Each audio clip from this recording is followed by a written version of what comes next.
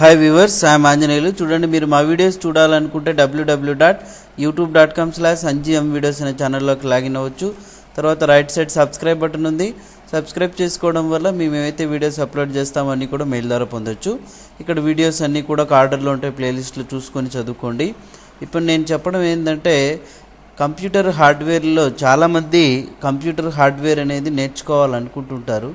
కానీ ఆ హార్డ్వేర్లో ప్రధానంగా ర్యామ్ అంటే ఏంటి, అసలు ర్యామ్ ఎలా ఉంటుంది, తర్వాత ర్యామ్ని మనం ఎలా ఐడెంటిఫై చేయగలుగుతాం, పిన్స్ కానివ్వండి, వోల్టేజ్ కానివ్వండి, ఏ ర్యామ్ అనేది మనం ఎలా తెలుసుకోగలుగుతామంటే, మన కంప్యూటర్కి ఉన్న ర్యామ్ DDR1, 2, 3, 4 ఇలాంటి ర్యామ్స్ అనేది మనం ఫైండ్ అవుట్ చేయాలంటే ముందుగా నేను డెస్క్టాప్ మీద ఆల్రెడీ క్రియేట్ చేసి పెట్టాను ఈ ర్యామ్స్. ఇక్కడ చూడండి, ఈ యొక్క ర్యామ్ అనేది సాధారణంగా అందరికీ తెలిసిందే. ర్యామ్ అనేది చూసే ఉంటారు. కంప్యూటర్ కొనిన ప్రతి ఒక్క వ్యక్తికి ర్యామ్ గురించి ఐడియా ఉంటుంది. అదేవిధంగా ఇప్పుడు సెల్ ఫోన్స్ వాడుతున్నారు కాబట్టి ప్రతి ఒక్కరికి ఆ ర్యామ్ అనే విషయం అనేది తెలిసి ఉంటుంది. కానీ ల్యాప్టాప్లో ఒక రకంగా ఉంటుంది, మొబైల్ ఫోన్లో ఒక రకంగా ఉంటుంది, డెస్క్టాప్లో ఒక రకంగా ఉంటుంది.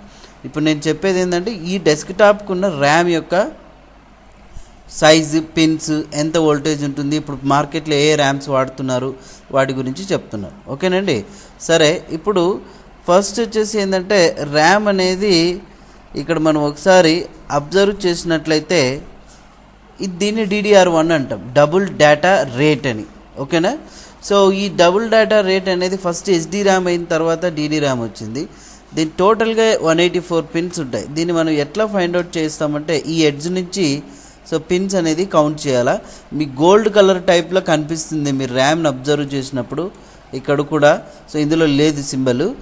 ఇటు సైడ్ నుంచి ఒక నంబరు, అంటే ఇక్కడ 1 స్టార్ట్ అయ్యి ఇక్కడ ఎండ్ అవుతుంది. తర్వాత రివర్స్లో స్టార్ట్ అయిపోయి టోటల్ ఎన్ని పిన్స్ ఉంటాయంటే 184 పిన్స్ ఉంటాయి. చూడండి, ఇక్కడ 184 పిన్స్ కనపడుతుందా, 184 పిన్స్ ఉంటాయి. మౌస్ని ఫాలో అవ్వచ్చు మీరు.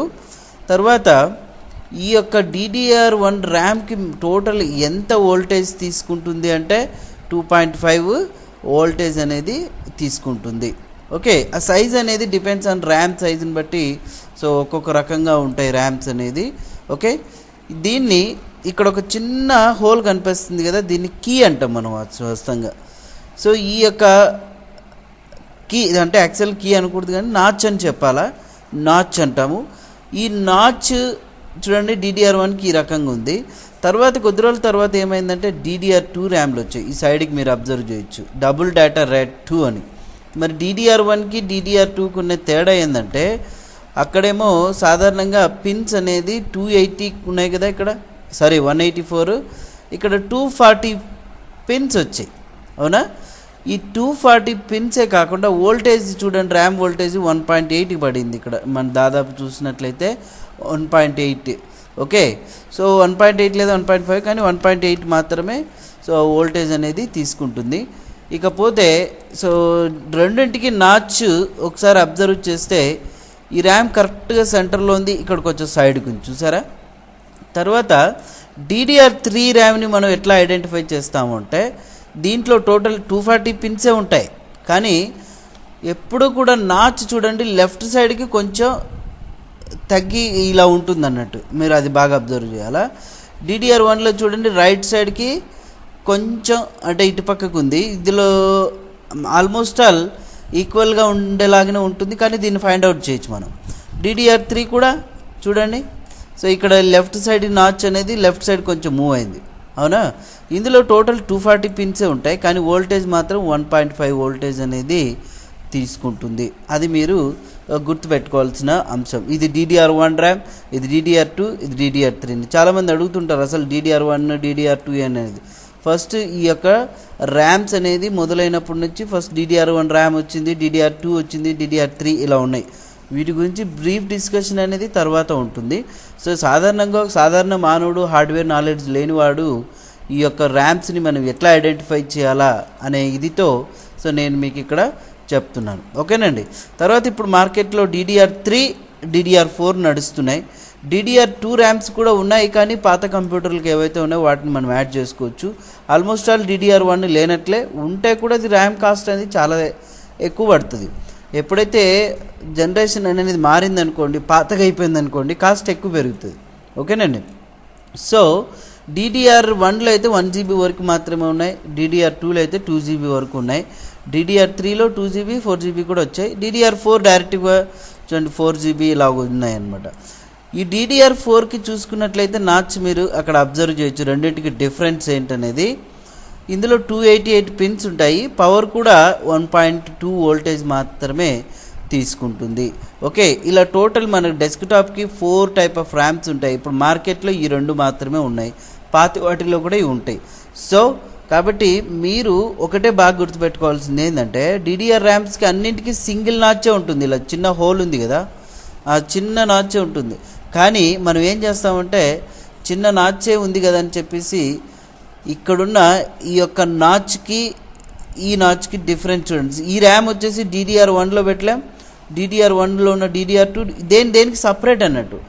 అయితే మీరేందో చెప్తున్నారంటే ర్యామ్స్ అనేది అసలు ఈ నాచ్లు ఎట్లా గుర్తుపట్టుకుంటాం, మా యొక్క కంప్యూటర్లో ర్యామ్ ఎక్కడ ఉంటుంది అని అంటే, ఇప్పుడు సాధారణంగా మనం గూగుల్ అనేది ఓపెన్ చేస్తున్నామండి. ఈ గూగుల్లోకి వెళ్ళినప్పుడు నేను ఒక మదర్ బోర్డ్ అనేది తీస్తున్నాం. గూగుల్లోకి వెళ్ళి మదర్ బోర్డ్ స్లాట్స్ అంటే ర్యామ్ స్లాట్స్ అని టైప్ చేస్తున్నాను. ఓకే, సో ఇక్కడ చూపించడానికి మన దగ్గర చాలా అవైలబుల్ కెమెరా లేదు కాబట్టి ఈ విధంగా చూపిస్తున్నాను. ఇమేజెస్లోకి వెళ్తే చూడండి ర్యామ్ స్లాట్స్ ఉన్నాయి. ఈ మదర్ బోర్డ్ యొక్క ర్యామ్ స్లాట్స్ అనేది మనం ఒకసారి ఇక్కడ అబ్జర్వ్ చేస్తే గాన చూడండి, ఇవి ర్యామ్ స్లాట్స్ అండి, ఇక్కడ కనపడుతున్నాయి కదా. ఇప్పుడు వచ్చే మదర్ బోర్డులో దాదాపుగా 4 కావచ్చు, 6 కావచ్చు, ఇవన్నీ స్లాట్సే. ఒకేసారి 8 ర్యామ్స్ పెట్టుకోవచ్చు, అది 2 GB కావచ్చు, 4 GB కావచ్చు అన్నట్టు. ఓకేనా, ఇవన్నీ ర్యామ్ స్లాట్స్. ర్యామ్ అనేది మనం ఇక్కడ సెట్ చేసుకోవడానికి పాసిబుల్ అవుతుంది. చూడండి ఇక్కడ చూపించారు కదా, ర్యామ్ అనేది ఎక్కడ సెట్ చేసుకోవాలనేది మనం ఈ విధంగా సెట్ చేసుకోవచ్చు ఇక్కడ. అయితే మనము ఇప్పుడు DDR1 RAM, DDR2 RAM, DDR3 RAM చూడండి ఎట్లా సెట్ చేసుకోవచ్చు అంటే, ఇది కరెక్ట్గా ఈ మదర్ బోర్డు స్లాట్స్ DDR1కే పెట్టుకోవచ్చు, ఈ DDR2కే సపోర్ట్ చేస్తాయి, DDR3కే ఎలా సపోర్ట్ చేస్తాయి అనేది ఇప్పుడు చూడండి. ర్యామ్ స్లాట్స్ వోల్టేజ్ అని కొడుతున్నాను ఇక్కడ. ఇందులో మీరు ఇక్కడ చూడండి, బాగా అబ్జర్వ్ చేయండి. ర్యామ్ అనేది ఇందాక మనం చెప్పినట్టుగా ఇక్కడ ఏం చెప్పాము, ర్యామ్ దీనికి నాచ్ అని చెప్పాం, ఈ హోల్ని నాచ్ అంటాము. ఇకపోతే ఇక్కడ మనకి ర్యామ్లో దీన్ని అబ్జర్వ్ చేసినట్లయితే ఈ చిన్న ఈ మౌస్ ఫాలో అండి, దీన్ని కీ అంటామండి. మనం ఏమంటామండి, కీ. ఓకే, సో ఇప్పుడు ఇక్కడ ఆ కీ దగ్గర మనం బాగా అబ్జర్వ్ చేసినట్లయితే ఇక్కడ రెడ్ ఇంక్తో మీకు చూపిస్తుంది చూడండి ఇమేజ్. దీన్ని కొంచెం వ్యూ ఇమేజ్ మీద క్లిక్ చేస్తున్నాం, జూమ్లో చేసాం, నేను ఇంకా కొంచెం జూమ్ చేస్తున్నాను. చూసారా, ఇది 3.3 వోల్టేజ్ SDR ర్యామ్కి. ఇక్కడ 2.5 వోల్టేజ్ చూడండి DDR1 ర్యామ్. అంటే ఈ 2.5 ఉన్న వోల్టేజ్ ఏదైతే స్లాట్ ఉందో దాంట్లో DDR1 ర్యామ్ మాత్రమే పెట్టుకోగలుగుతాం. ఇక్కడ వచ్చేసి 1.8 ఉంది, ఆ 1.8 ఉన్న చోట మనం ఏది సెట్ చేసుకోగలుగుతామండి, ఓన్లీ DDR2 ర్యామ్ మాత్రమే పెట్టుకుంటాం. తర్వాత ఇక్కడ 1.5 ఉంది కదా, సో ఇక్కడ కూడా సో మనం DDR3 మాత్రమే పెట్టుకోగలుగుతాం అన్నట్టు. ఇక్కడ 1.2 ఉంది కదా, సో DDR4.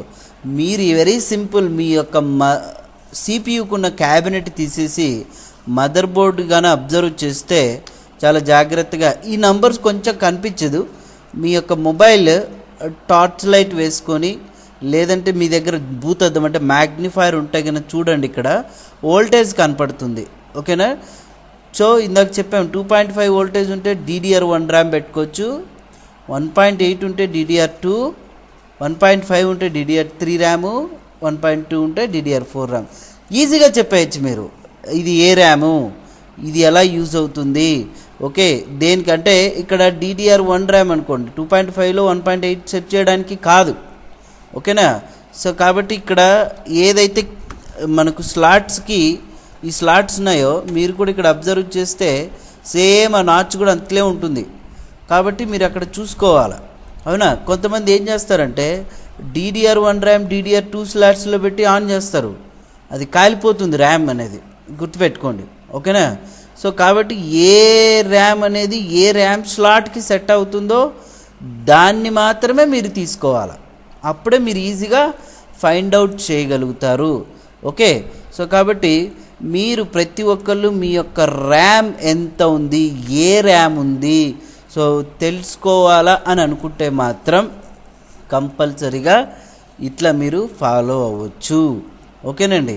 సో ఆ ర్యామ్ యొక్క వోల్టేజ్ పిన్స్ కానీ ఎవరైనా అడిగితే మీ ర్యామ్ ఏదంటే ఏమో మనకు తెలీదు అంటుంటారు కొంతమంది. యాక్చువల్గా మా ఫ్రెండ్ ఏం చేశాడు, ఒకప్పుడు ర్యామ్ అనేది తీసిచ్చాను, తీసుకొని పోయి ఈ ర్యామ్ తీసుకురాపోరు అంటే ఏం చేశాడు, సింగిల్ నాచ్ ఉన్న ర్యామ్ ఇవ్వండి అని చెప్పాడు. ఆ ర్యామ్ ఇంట్లో పెట్టేసి చూస్తే అక్కడేమో DDR1 ఉంది, వాడు తెచ్చిందేమో DDR2, సెట్ అవ్వలేదు. అప్పుడు ఏం చేసాం, మరీ తీసుకెళ్ళి చూస్తే సో వోల్టేజెస్ అని సేమ్ ఉండవు, డిఫరెంట్గా ఉంటాయి. కాబట్టి మరి DDR2 కరెక్ట్గానే కూర్చుంది తెచ్చినప్పటికీ.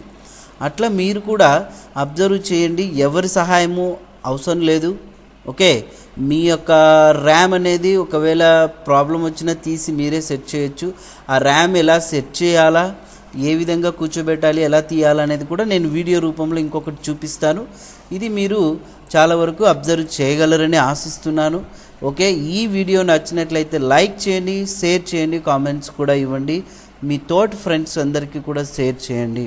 ఓకే, సో మా ఛానల్ని కూడా సబ్స్క్రైబ్ చేసుకోండి. థ్యాంక్ యూ వెరీ మచ్ అండి.